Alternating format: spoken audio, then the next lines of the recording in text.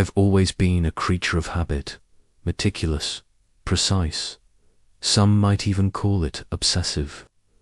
Every single night, my routine was the same. A symphony of clicks and snaps that sang me to sleep. Front door, double bolted. Back door, chain latched.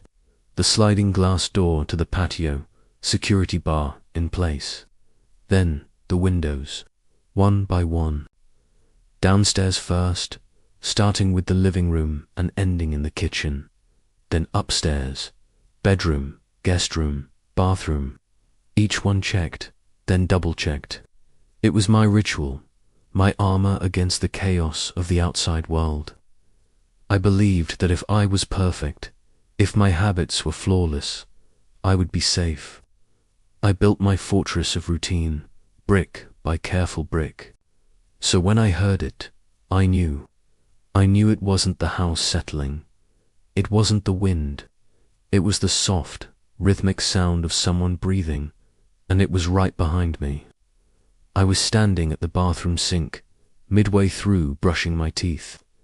The minty foam filled my mouth as I stared at my own reflection, my eyes wide with a question I was too terrified to ask.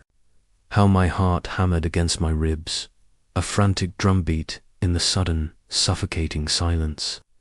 I slowly, deliberately spat into the sink, rinsing my mouth, buying seconds I didn't have.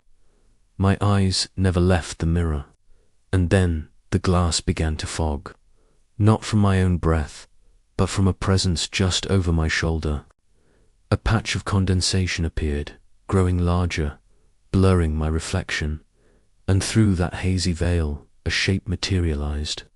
A figure, a man. He was standing in the doorway, framed perfectly by the white wood. He just stood there, his hands loose at his sides. He wasn't holding a weapon. He didn't look menacing or aggressive. In fact, he looked comfortable, at ease, as if he belonged there, as if he'd stood in that exact spot 100 times before. My mind raced, trying to reconcile the impossible. The doors, the windows, all locked, all secure. His voice was quiet, almost a whisper, but it cut through the air like a razor. "You forgot the basement window," he said. The words shattered my carefully constructed reality. The basement window. The small, grimy pane of glass behind the old water heater. The one I always checked last. Had I? The doubt was a poison seeping into my veins. A scream tore from my throat, raw and desperate. But it was muffled almost as soon as it began.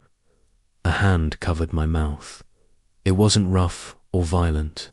There was no anger in the touch. It was firm, yes, but almost. Careful, gentle, even. It was the gesture of someone trying to quiet a child, not silence a victim. He leaned in closer, his breath warm against my ear. "She," he whispered, his voice still unnervingly calm. "It's all right." His other hand rested lightly on my shoulder, a steadying weight. My entire body was frozen, a statue of pure terror.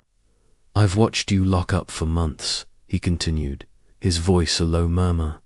"Every night, the same order, the same rhythm. Front door, back door, patio, living room, kitchen, upstairs. You're very disciplined, very impressive." And in that horrifying moment of praise, the truth crashed down on me with the force of a physical blow. This wasn't a random act. This wasn't a break-in. This was an appointment. He hadn't forced his way in. He had waited. He had studied my fortress, not to find its weaknesses, but to understand its architect. Me.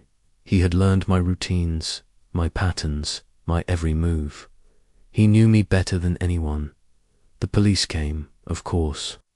They swept the house, their expressions a mixture of professional concern and subtle confusion. They found nothing. No broken locks, no pried-open windows, no scuff marks on the frames. No signs of forced entry, the lead detective told me, his brow furrowed. "Are you sure you locked everything?" I just nodded, unable to speak. They were right. There was no forced entry. You can't force your way into a place you've already been invited. He didn't break my locks. He broke me. He had spent months turning my greatest strength, my meticulous discipline, into my ultimate vulnerability. He didn't need to break in. I had let him learn me first. I had handed him the key long before he ever stepped foot inside. Thanks for watching. If you want to hear more stories like this, make sure to subscribe.